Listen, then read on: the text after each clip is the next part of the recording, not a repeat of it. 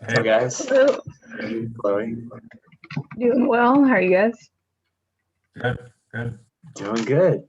Austin had to call out last second. I guess he has, I don't know if he said he's in a co-ed league or a men's league, and because of the rain, they pushed their game back an hour. And he was like super stoked because he's been like, I think it's like a co-ed league. He's been scoring. He said, I scored 2 goals last week, so I need to go back and play again. So he's like, I gotta call and cancel on you guys. So his co-ed league is I guess more important to me, which I guess I'm okay with if he's an impact player. Um, but we also brought Chloe on, so Chloe's with us today, which is awesome. Um, yeah, sorry for a bit of a delay. I was supposed to start a little bit. I was just finishing up another call, but yeah, I wanted to just touch base on a few things this week. You know, the goal of this podcast is just continue to share what's going on with Baltimore Kings, everything Pro Soccer Alliance related, and I have received a lot of positive response here in the past few weeks, not only from people I know, but also people from the outside that have kind of gained a better understanding.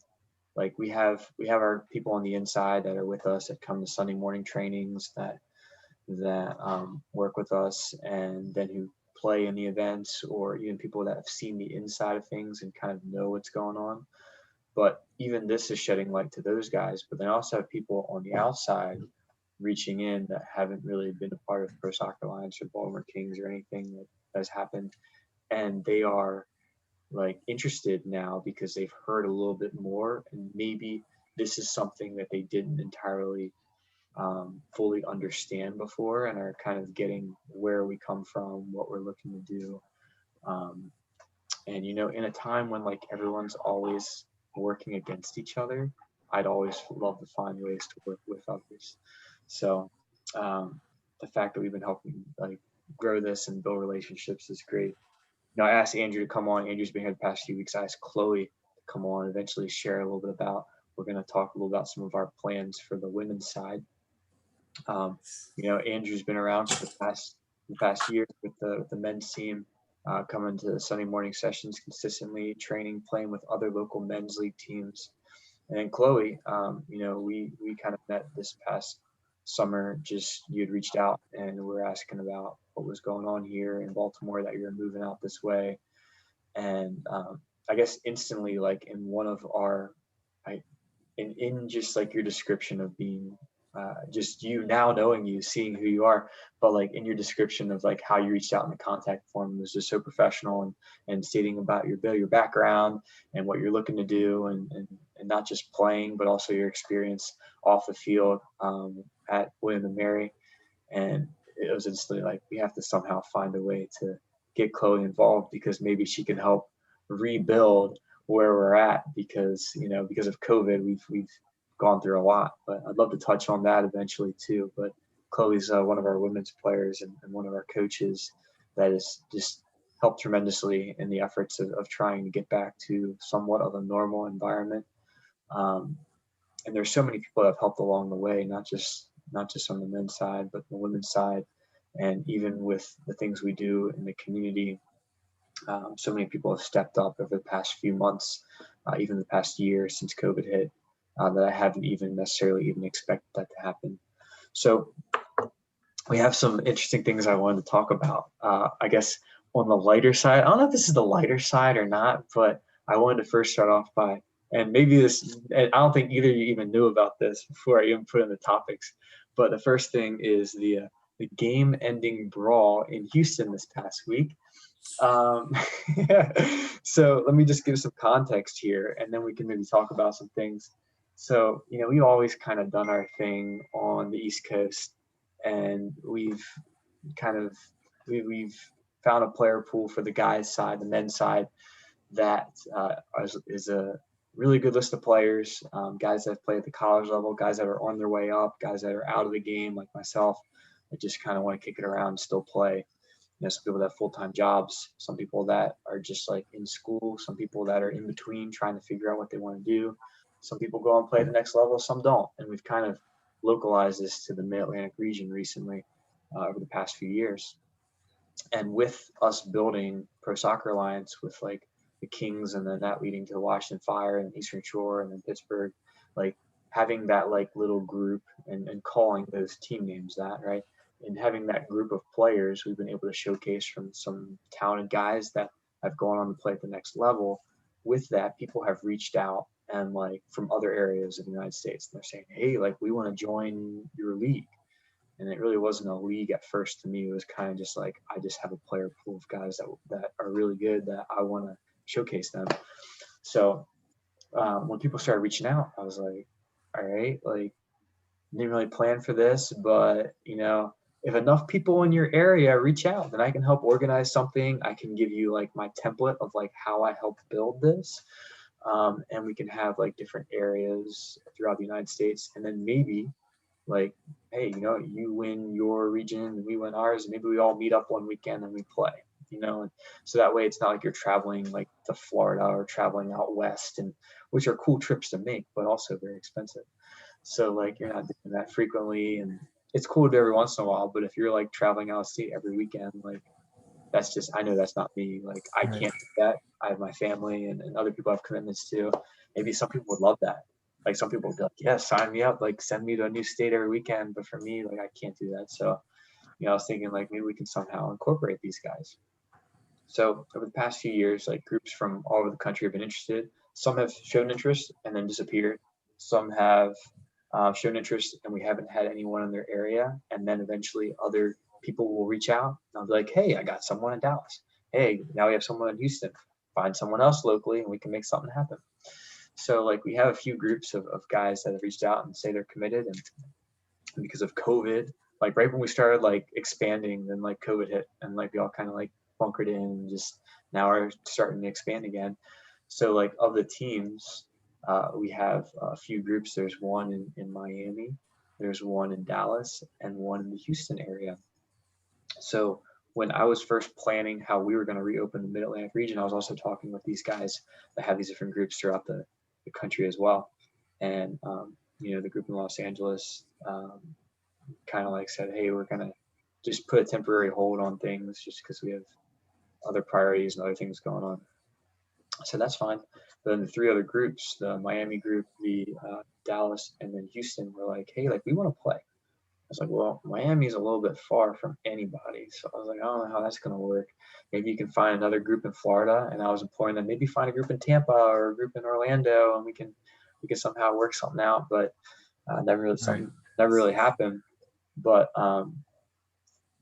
so I eventually said, hey, you know what, you three, maybe it's not as regular, but maybe a couple times a year, you guys meet up in one central location and play. And in a conference call with everyone, they're like, yeah, like maybe we can do Houston. And they all agreed to it, and they all traveled to Houston. So we had our event in Maryland on the Eastern Shore 2 Saturdays ago, and then last Saturday they had an event in Houston, and it was set up very similar to ours, where you travel there, you play each other twice. And their goal was, since we're traveling from so far, we'll play each other twice on Saturday, and then we'll play each other twice on Sunday, and then we'll head out. So they traveled, like I can't even imagine like the trip out from Miami to Houston, right? That's a long trip.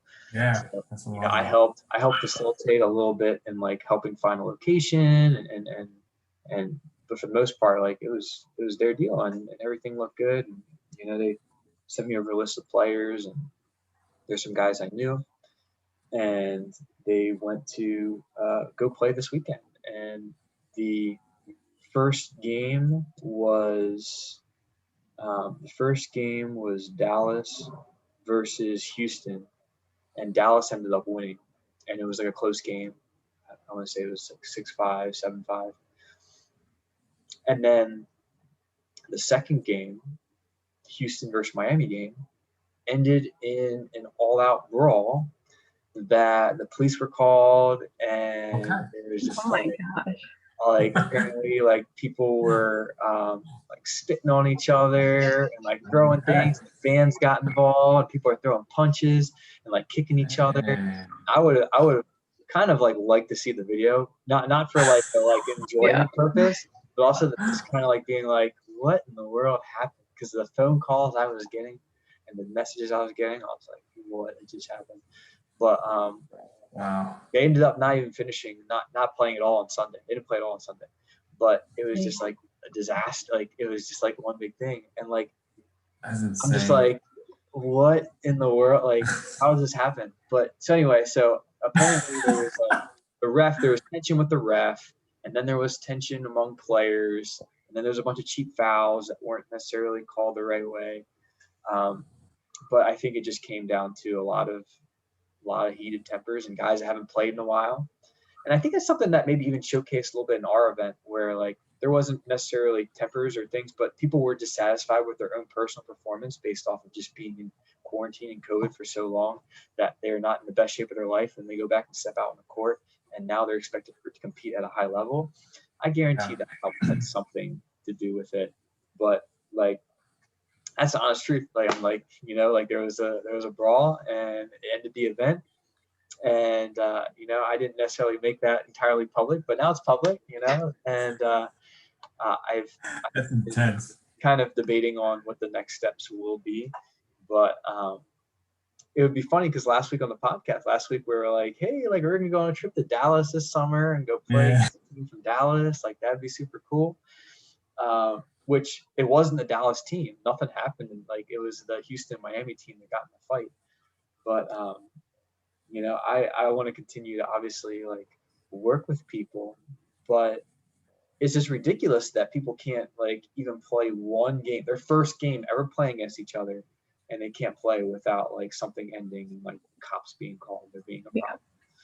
So, I've been in situations and I've been in games that have ended in fights. I don't know if any of you guys, I mean, Chloe, I don't know if you really don't strike me as the person to be in a game or be one of the people that's starting a fight. But have you ever been in an environment like that? I'm always starting fights. You don't know. No.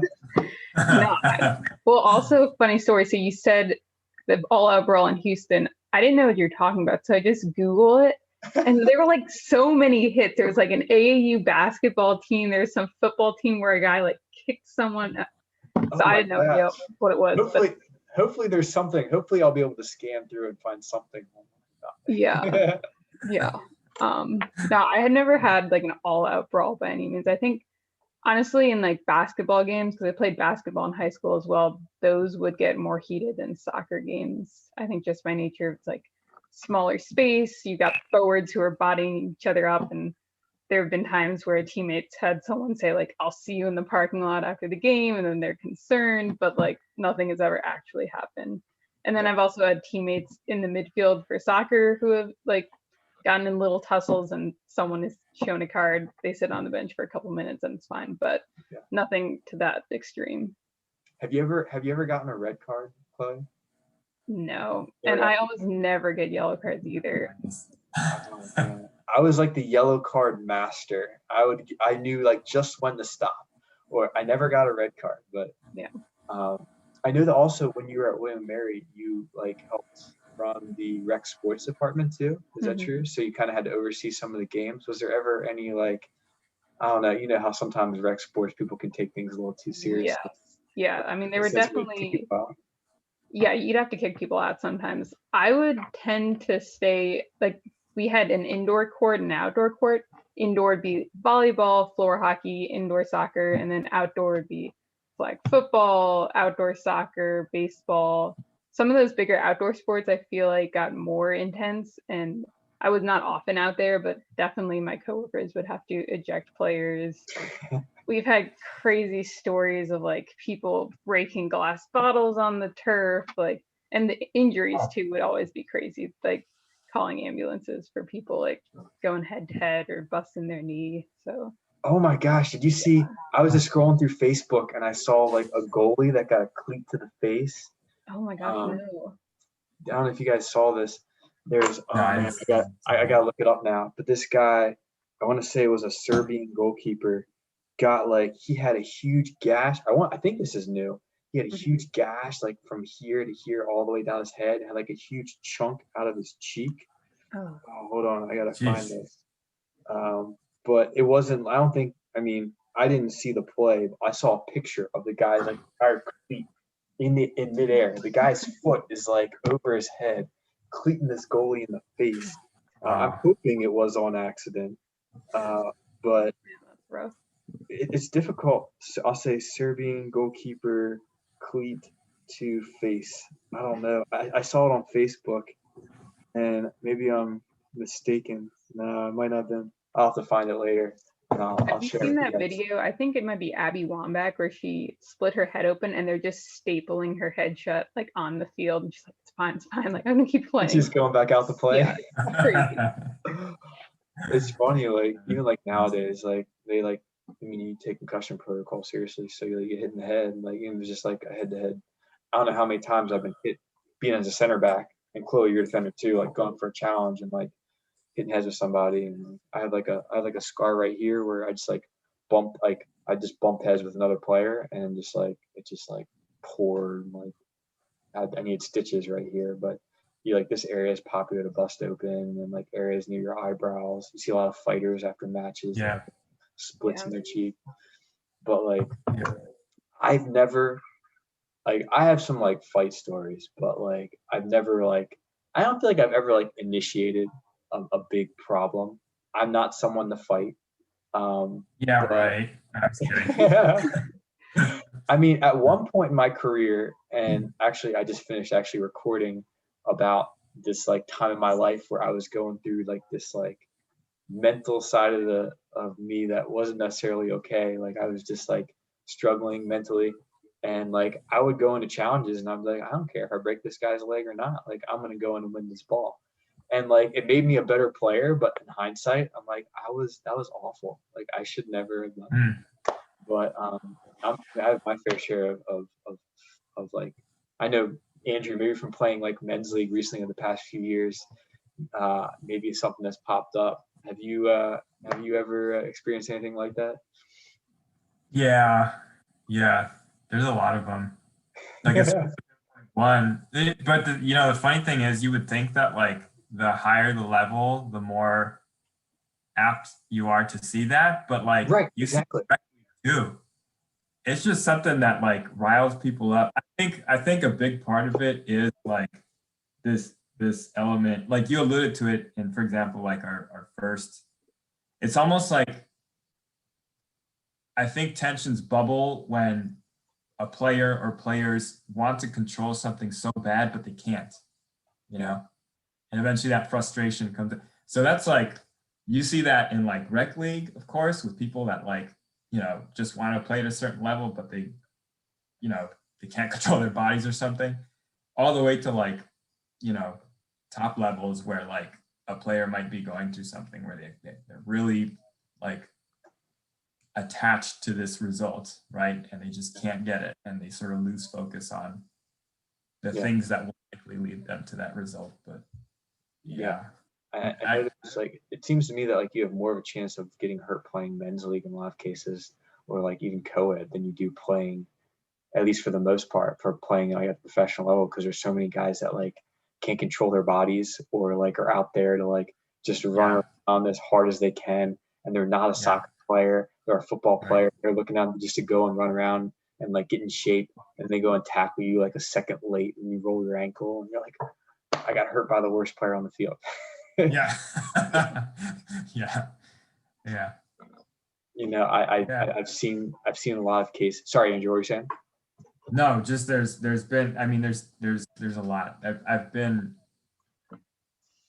whenever there's like a brawl or something like sort of brewing, or like a shoving match, I usually tend to like play the peacekeeper role, or try to like sort of distance myself from it. I usually don't like, I mean, I'm not gonna say I'm a saint either, like, but you ever thrown a punch? No, I've never thrown a punch. Yeah, never. But I do have sometimes I have intense arguments, but that's mostly either, funny enough, I'm the kind of guy that's more likely to have an intense argument with a teammate than with an opponent. Yeah. For some reason. I 100% understand that. I think that there's there's certain parts of your life where you feel differently about the sport of soccer. At one point in my life, soccer was everything. It was my biggest love. It was my passion. And I thought I could never love anything as much as I love soccer, right? And then I was like, after like my daughter was born, I was like, how could I ever like even think that I could love soccer as much as my daughter, right? And like your priorities change, but when that's your passion and that's your thing, and like you feel like someone's like doing you wrong in the moment, and it depends on what you're going on. You might be like going through something that at home or something going on that is serious, that it just like results in you acting out in a different way. And for me, like now, like I have 3 kids. I have a full-time job. Like I do other things. Like whenever there's any sort of confrontation now, um, like I guess I can tell you a story. A couple years ago, I was playing in a men's indoor league. It was a good league, high level soccer, and I'd go every Thursday night and go play. And the team I'm playing on was we'd usually win most of our games, if not like almost all of them. And so I enjoyed playing with the guys. Some of the guys were guys I played with in college. And we played this one team one night. And it was just a really good team. It was like a 10 o'clock p.m. game. And like this was before I was married too. So like I still had that freedom to go out and do that. Now like I wouldn't even think about going out that late to go play a soccer game. But it was like 10 p.m. and went to go play in this men's league game. And I get there and the tension is high from the beginning. This team is out to win and we're like both battling for first place.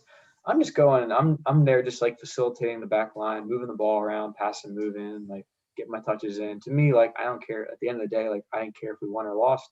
I just wanted to play. And there were some people like getting slammed on the boards here or there, and like I noticed things were getting kind of heated. So I like subbed myself off.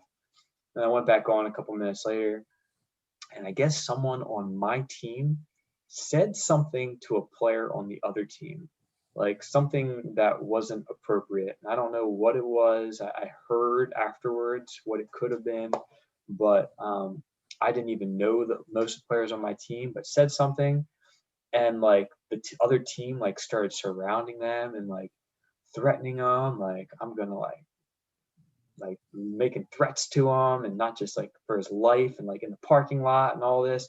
They're screaming, and the refs literally just turn the scoreboard off and leave. And I saw that, and I was like, and everyone's on the field. And I went over, took off my shoes, and walked out and got in my car. I don't know what happened, but I was like, nope. I was like, I'm going home. And I honestly never like I never went back to go. It wasn't anything against the guy who runs the team, Joey. Like I love Joey to death. It wasn't against Joey, but like I was like I can't like get involved in this now. Like I even in the past, like I would always be someone that avoided confrontation, avoided conflict. I see now looking back at things, I see the advantage of engaging in conflict with the goal of having some sort of resolution.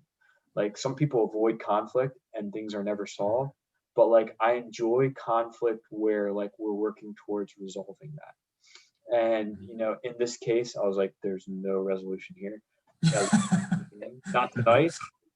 Time for me to go home.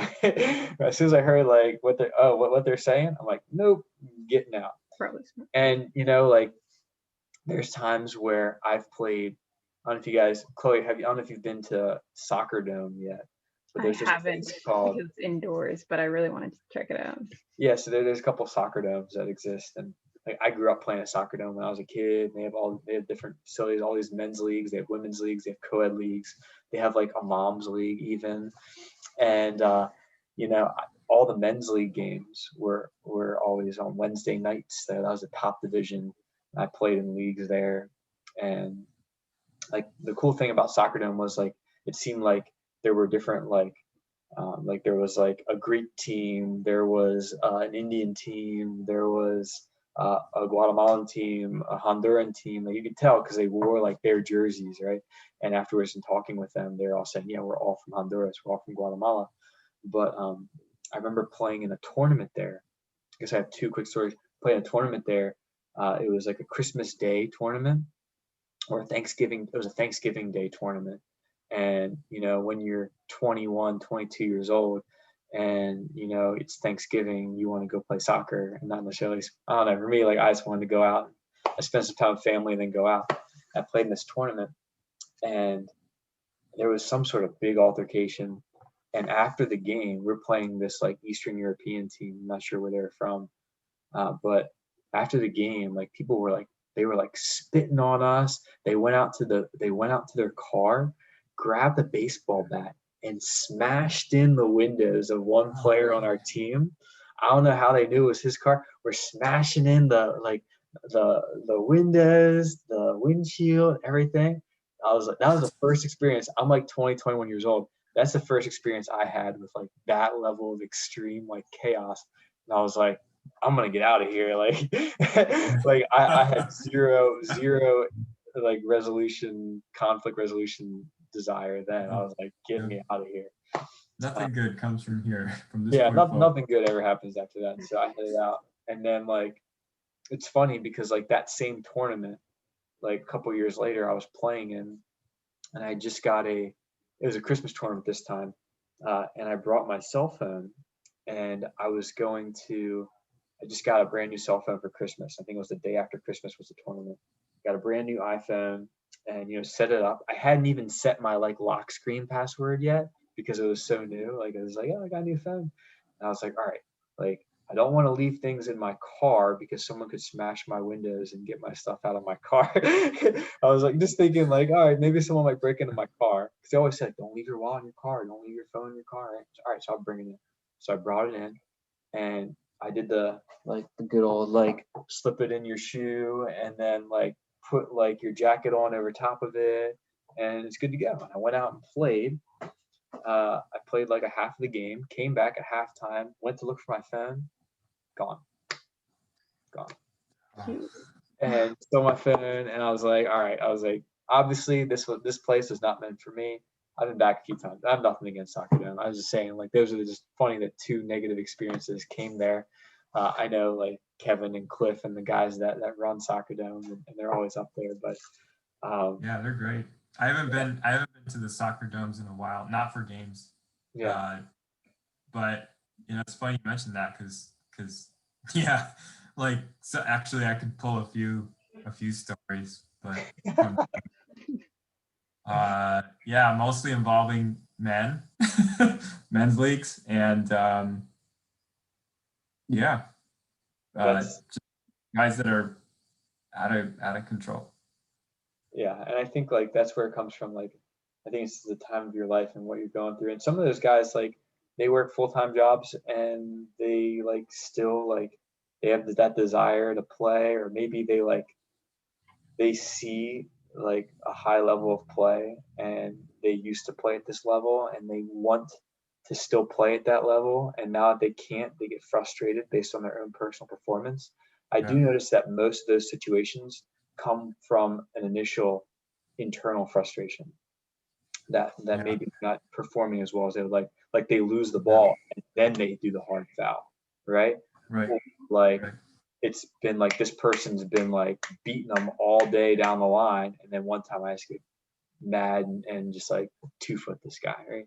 Not something that I would do, and that's what I enjoy about like our events, like that, like we all kind of know each other, and going into it, our games almost ref themselves. And that's the way I market it and tell other people about it. We're like, this is a family-friendly environment. That's never happened at one of our games before that we've hosted. So like the fact that happened out this past weekend, I'm like looking at both ways. I'm like, like that's like pretty crazy and like kind of like funny in a sense that would happen. But at the same time, I'm like, that's not a good look for what we're trying to stand for and that we're trying to grow. And as your first game, trying to prove yourself at like a higher level and play, and for that to happen, that's just sad that like that's what had to come. I feel bad for the teams that traveled out to Houston. I'm not saying that, I don't know who initiated it. I don't know if the Miami group or the Houston group initiated it. They both have their own side of the story, but I feel bad that people had to travel so far to not necessarily have the best experience. So I'll continue to try and be conflict resolution director in this sense, but that's why I've always been like hesitant about bringing other people into our group, because I enjoy what we have. But with that, I do want to find ways to work with one another and grow things. And, leading into like wanting to grow things, with COVID, a lot of things just disappeared, where players that I still haven't seen most of the players that I saw before COVID. I'd say like a majority of guys that I used to play with and used to be regulars here in the Baltimore Kings Pro Soccer Alliance, a lot of those guys I haven't really seen. Some people haven't played since COVID hit over a year ago. Some people have moved on and done other things, and that's fine. But I guess some people haven't left the couch and haven't actually trained or done much of anything. I haven't heard from people. So like when I go on the Heja, the app, obviously Chloe and Andrew, you guys are in Heja. You guys are in different groups, but when I go on the app, you can see like last active. And if someone isn't active in there, at least hasn't checked in like 3-4 months, like, and can't even like mark their availability going or not going, then I'm like, I don't see the point in keeping you around. Like, you reach back out and say, hey, like, I'm back, I want to play, then I'll add you back in, but I'm not going to go chase you down and ask you how things are and try to bring you back. I know it might seem like kind of harsh, but at the same time, there's so many players. Now, that seems on the men's side, we want to do that, but, with the women's side, it's something I want to transition to. We definitely took a hit from COVID, where a lot of our women's team players haven't returned, almost all of them. And, like a lot of them are like former college players or are finishing up college. And we're trying to grow our women's program. And that's one of the reasons why Chloe and I have been trying to come up with a strategy to get more girls involved. And we've been reaching out to people. People have reached out to us. And I think one of the most interesting things, and maybe Chloe can speak to this too, one of the most interesting things is players will reach out and we'll reach out to them, and they either won't respond or they're like not ready to come back yet, but they're still like reaching out. Yeah, that seems to be consistent. Or it'll be like a really vague entry to the like online contact form, like, I want to play women's soccer. I'm like, cool. Have you played soccer before? Like, just give me a little something to work with. Yeah, and I'll reach out, and yeah, maybe like a third of them never respond. A third, there's some people say they're interested, but they want to play in the summer or they have a job, and some just, say they're not ready to come back. So it's been pretty tricky. I've had to get creative to try to find interested players, but yeah, and that's what we're kind of at right now. We're working on different ways to, it's just weird for me, and something I mentioned to Chloe on the phone the other day, like, I've never had to like chase players down ever since we started. Like, I've never had to like, not like beg, but I've never had to like, hey, like, you play soccer, like, come play with us. Because I've always had like so many people that have reached out via social media or a contact form, and I've just been like, hey, like, this is what we're doing, come play. And so it's new to me, and we have to kind of, in a way, reach out to some players. But I've been really, I guess, really interested in seeing how the next few months play out as things start opening up. You see that even just last week, the governor started opening up a few things that weren't previously open. The summer camps that I run over at Napster Christian School, they're open. They're planning on being open this summer.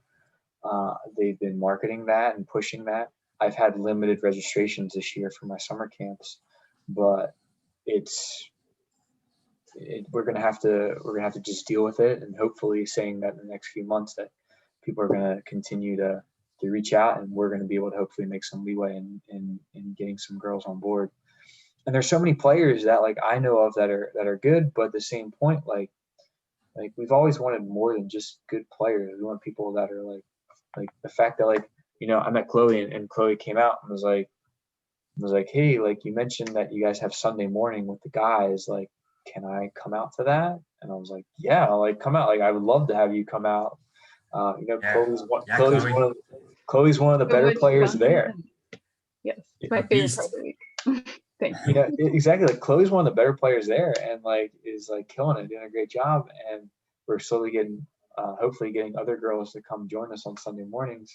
But you know, it's to the point where I asked, I don't know if Andrew knows, I asked Chloe to come play 2 weeks ago. I was like, Chloe, come play in the futsal event.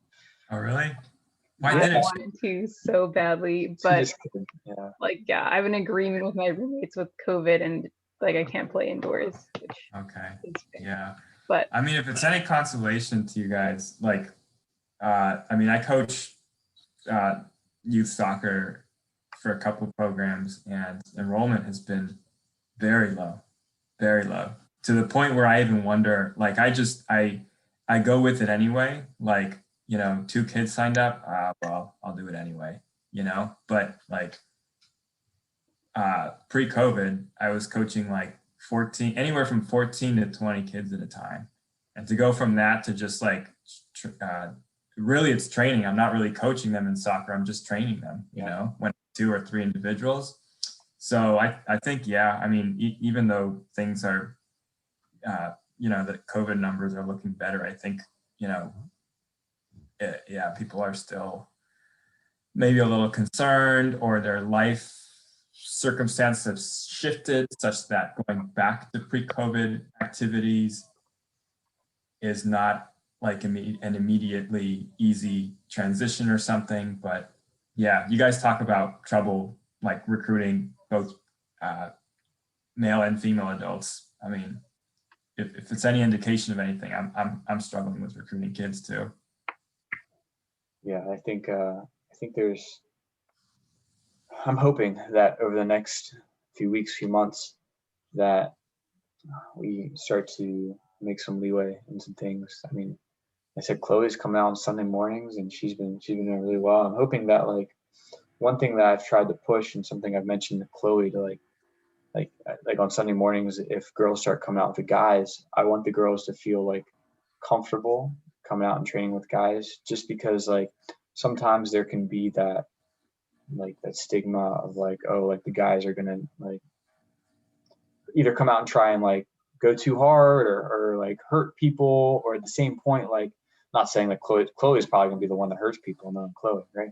So but like people coming out just maybe not being comfortable, like not being used to like training with like men's players, or like their first experience coming in to the club, and that's difficult in this case because we've never had to do that before. So the fact that Chloe like jumped on it, Chloe was like, yeah, like I would love to play and just want to get touches in. Especially Chloe's new to the area, so like I think that there's, because of COVID, like there would be so much more going on. Like I feel like if Chloe's experience of Maryland, like let's say Chloe like finishes off her like 1 year in Maryland and then ends up going somewhere else, and her experience was like, oh yeah, I went there and it was during COVID and not a lot happened, and then I went and left. Like that'd be awful. Like I would hate for that to be the case. So you know, there's so much that's normally going on here in the Baltimore area. There's so much soccer. yeah, I know you mentioned like Bolo City. There's always a bunch of women's Howard County leagues that are going on. I saw that you even like an initiative of trying to get girls maybe involved too was, you mentioned that there was a Montgomery County league that's going on. yeah. So I'm definitely playing as much soccer as I can right now. I play pickup on Saturdays. I play in a Bolo City League, which I had a game tonight. And I actually invited Anna because we needed players. No one wanted to play in the rain. And after our game, we went around to every team out there. There were like 6 teams out there, and like presented on the Baltimore Kings to the girls on the team to just see like if anyone's interested. I got like one girl's number, and some of them sounded interested. So like literally trying everything. And now I've somehow gotten roped into 2 different Montgomery County leagues that are starting in like 2 weeks. So that's the problem. Like if you look at that like that Facebook group, the Soccer Friends group, they're always looking for girls players. Like if they find a good girls player that like has availability, they will like have you play like nonstop. You'll go there and play like 3 games. yeah, exactly. It's true. It's true. But that's yeah, great. Like that's the way to do it though, is just meeting people, you know? Yeah. Where was your game for Volo City? What would you say? Where was your game for Volo City? Where was it? Oh, it's I don't know the name of Baltimore? the field. It's like right on the water. Oh, in Baltimore, Coppermine. Yes, that's the Yeah. one. Yes, it's a long drive for me. Like my drive just to the game is longer than the entire game. It's like not really worth it. But I didn't realize it was going to be that far, and I didn't realize the games were only 40 minutes. So I think the Montgomery County League is a full like 45-minute halves or something. So they have like 40-minute game. Yeah, 2 20-minute halves. Oh wow. And they're not full field. They're like 7v7. Yeah. I mean, Interesting. yes, interesting for sure. That's funny. I know that they've always had good good like rec leagues that they hold up there that are consistent. I'm sure like normally you drive by on a summer night and you see like dodgeball or like kickball going on and dodgeball and Yeah, they have soccer, everything. flag football. They have everything. So I think their stance is like they like have like these adult leagues and then they end up sponsoring youth leagues so the youth kids don't have to pay or something. But Yeah, it's a cool I mean, it's a model. really cool mission. Yeah. But every single girl I see out there is really good because of the few girls that want to play. If they do, they're gonna really care about soccer. So oftentimes I feel like the girls are better than the guys on the teams out there. So Yeah. maybe some of them will be interested. We'll see. Yeah. No, and that's something that, like I mentioned before, like I'm going to continue to reach out to some of these players that I hadn't talked to in a while and follow back up with them. Yeah. It's a constant process, and I appreciate you for being flexible with all this and helping and doing this because one thing that we had mentioned, I guess even early on, was even a potential like rebranding. Like maybe that could even help get other more players in. And Chloe had some good names. Yeah. Chloe had, so you have the Baltimore Kings, so you can have the Baltimore Wings for the women's team. Yeah. And I love that. My instant thought was like, I love that. Yeah, I think it'll be great. Also, to hit on what you mentioned about it seeming intimidating to play with guys, from my experience, this has been the most positive and supportive environment. And I've played with lots of guys groups and like pick up through our college and stuff. And definitely to any girls who watch this podcast, if you're wondering, it is really, truly a supportive environment. And the guys who come out are really great and they treat you like an equal. They pass you the ball. It's none of that. Like, you having to step on and prove yourself just because you're a woman. So it's a really great environment to get back in shape. I'm glad that you've seen that. That's always the environment that I want to set for anyone, whether they come in, no matter who they are. That I don't want to surround myself with people that are going to waste my time, that are knuckleheads that just do stupid stuff. But I do like care about the quality of play, but I also care about the people and who they are and how they present themselves. And I think most of the players are people that I can easily say are people that I would trust in doing that, and making sure that people feel welcome when they first come in. People go out there on Sunday mornings at 7:00 in the morning, and if you're able to get there like on a Sunday morning at 7 a.m. and just put in work. I don't care who you are. I don't care what your talent level is like. If you come out enough, you will improve. You will start to, I guess, have this even endurance of like, normally like most people don't want to come and wake up at 7 a.m. for anything. And the reason I have it at 7 a.m. is to like have people roll out of bed and look at their alarm and then make that decision. There's that time where you can say, hey Josh, or just like maybe Mark not going all of a sudden, like, it's too early, I'm not going, right? And it happens every week. Like I encourage you to look at the going list and the people who actually come. Look at the night before, look who says they're going, and then look who's in the morning when you wake up, look and see who's not going. Because when you click from going to not going, it adds you to the bottom of the list. So I can see like who switched, and I look at it the night before. But then there's Chloe this past week that I guess sets her alarm for the wrong time. And Yeah. I blamed it. I was like, man, everyone out St. Patrick's Day last week. I bet Chloe's went out for St. Patrick's Day and was like, no. I wish. No. And it's funny because it was daylight savings time and it had nothing to do with daylight savings. I just set my alarm for PM instead of AM. And I was devastated. I really, it's my favorite part of the week. It was such a bummer to miss it. So I will be there this week. I know. It's like, that's the first time that I've ever not seen you there. So I know that you were.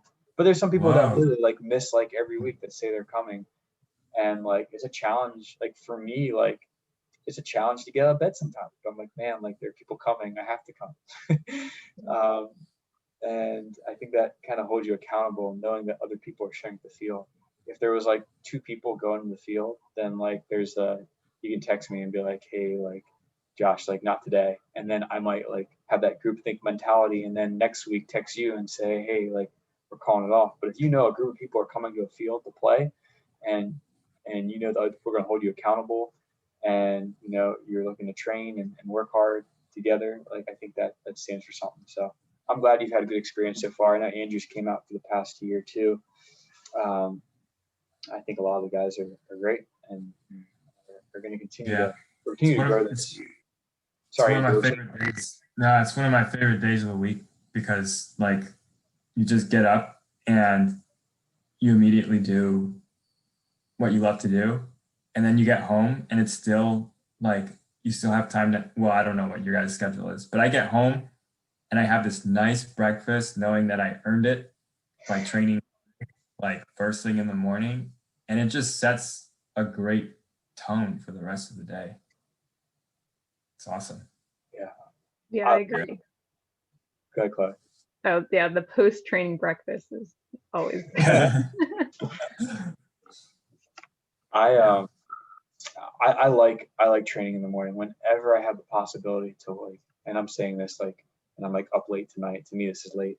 But like I love waking up early and just accomplishing things early in the morning, and then knowing that, hey, like I've actually done something today already before the sun's, I guess like until 7 a.m. like the sun's up.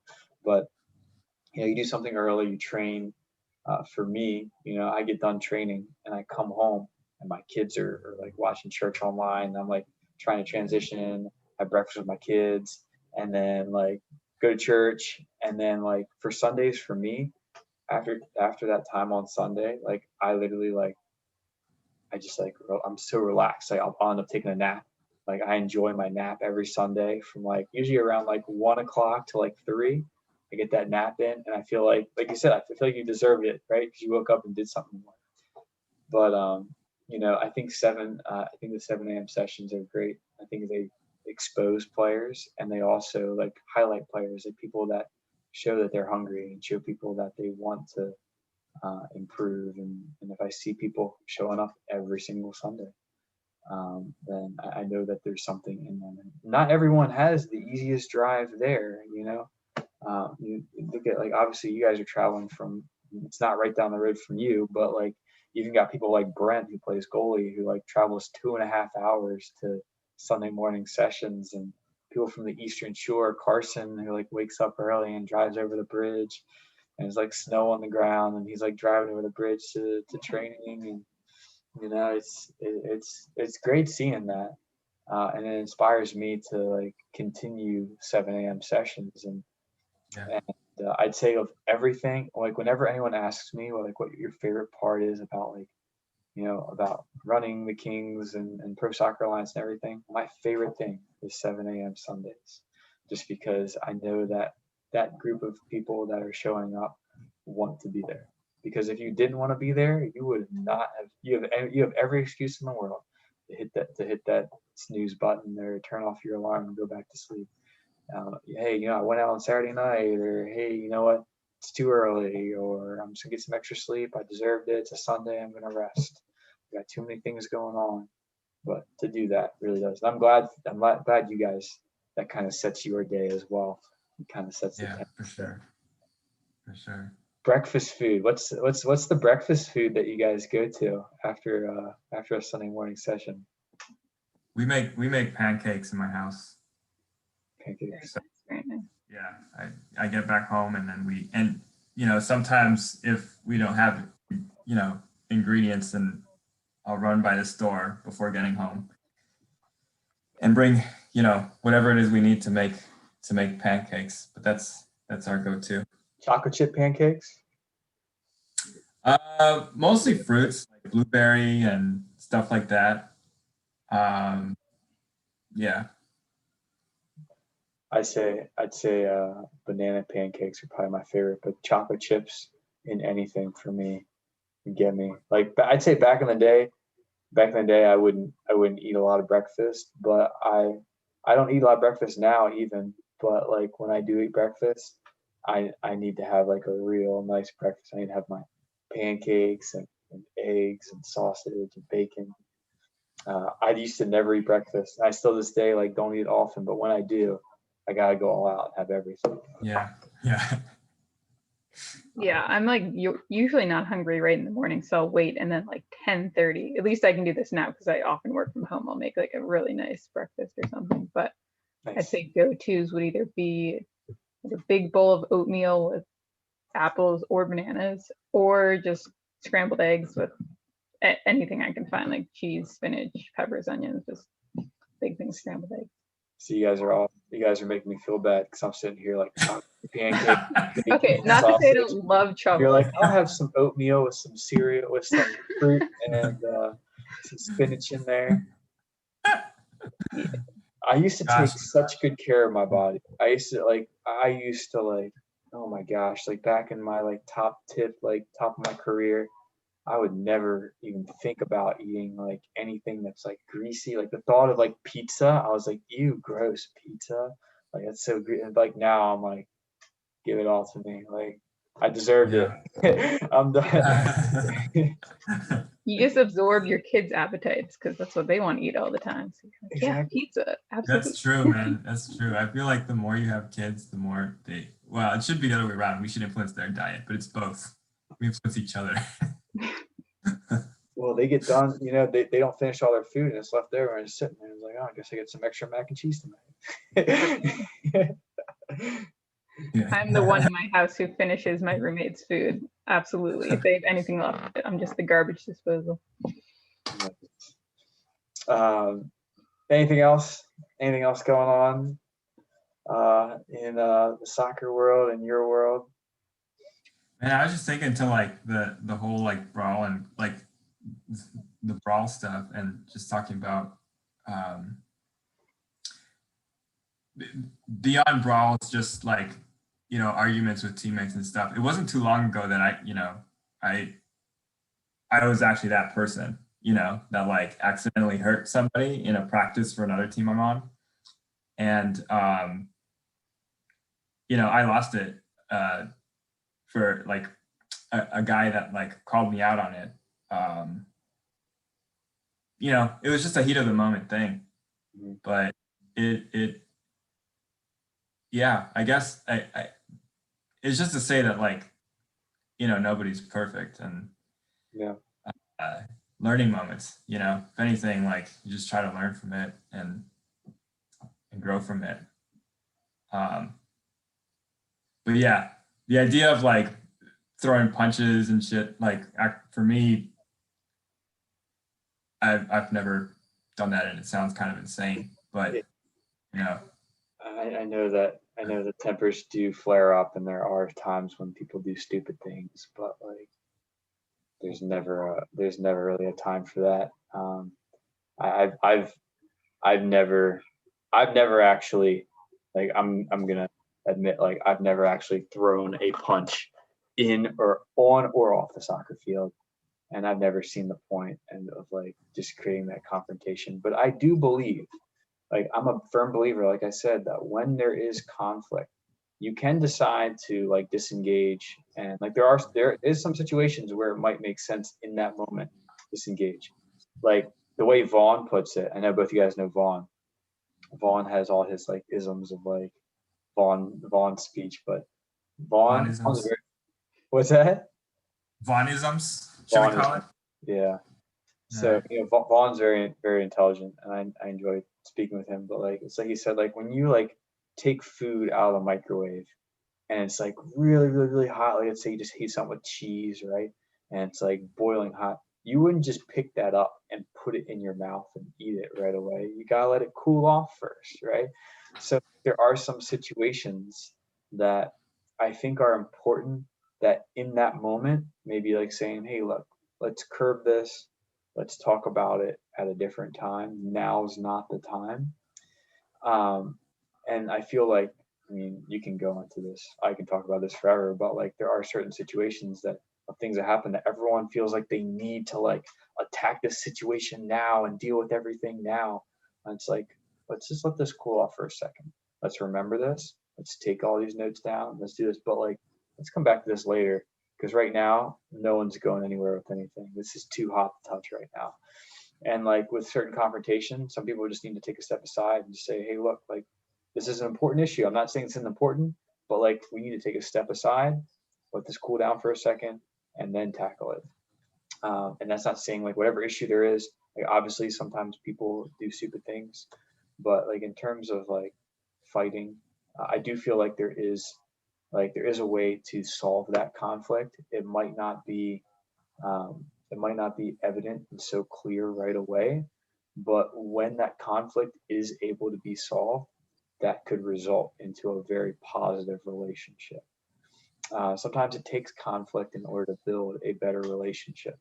So if you're just going to avoid conflict at all costs and never really approach that, and like, with this situation, the way I think of it is, I could easily just disengage and say, hey, look, I'm not gonna ever deal with this, and just like, hey, you're gone. But then there's a piece of me that just wants to be like, hey, you know what? Let's let this aside. It's important.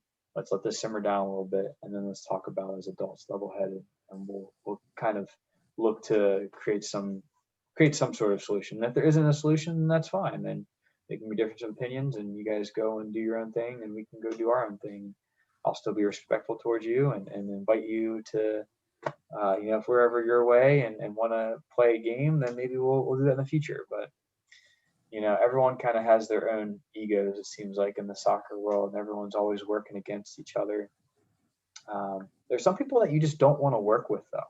There's some people that you're like, hey, it's probably best in my interest not to work for this company that is not like that's late pay. If you're going to apply for a job and this company like is known to like pay their employees late a lot every single week, you probably don't want to work with that company, right? You can respectfully like have a positive relationship with people who work for them, but it doesn't mean you have to necessarily work with them. So that's how I kind of see it. But I'm grateful for the relationships that we've been able to build here in the game. I think soccer has been an environment where, like, for me, I've been able to build a lot of positive relationships with people that I would have never met if it wasn't for soccer. Like I wouldn't have met any of you guys if it wasn't for playing on the soccer field and enjoying the passion. And I feel like soccer is one of those few sports, even few things that exist in the world where, soccer's played everywhere around the world. You can take people from different cultures, different religions, different backgrounds, different beliefs, and put them on a soccer field and they go and play, and it brings people together. And when you have a common interest and a common passion, you could be two entirely different people, but like celebrate together. And that's awesome. You don't always have to be the same and have the same interest in everything, but like soccer has always been great. And I've met so many people from my travels of playing soccer that I'm so glad I had those experiences and met people from different cultures and, like I said, different religions. And that when I get to hear like everyone's like background and see how soccer has made a positive influence on their lives, it's great. And I'm glad it's brought us together. I'm looking forward to the future of bringing in more people, bringing in people on the men's side, on the women's side, and growing this. But it looks like it's going to have to take some extra effort that I wasn't initially anticipating. And maybe if it wasn't for COVID, wouldn't have had to do. But my thought of it is, all right, so what's the positive in it? Well, maybe I can grow even more, being more comfortable in reaching out to some of these players that wouldn't normally have reached out. That maybe it's a way that we can bring people into the club that we can then offer a positive experience to. I always want to lead with the player experience, and that this is going to be somewhere that you have a positive experience. And if you don't have a positive player experience, then why are you playing, right? So, Yeah. but yeah, like I said, I appreciate you guys coming in today. Chloe, I'd love to have you if you're available here even next week. I don't know what you're doing, but we can talk later about things. Hopefully Austin's back. Hopefully we can bring in another player too and have a full conversation about what we have coming up. I have some interesting topics planned for next week too. So I know it's getting late, but hope you guys have a good rest of your night, and I will see you next week. Bye, guys. Sounds great. See you.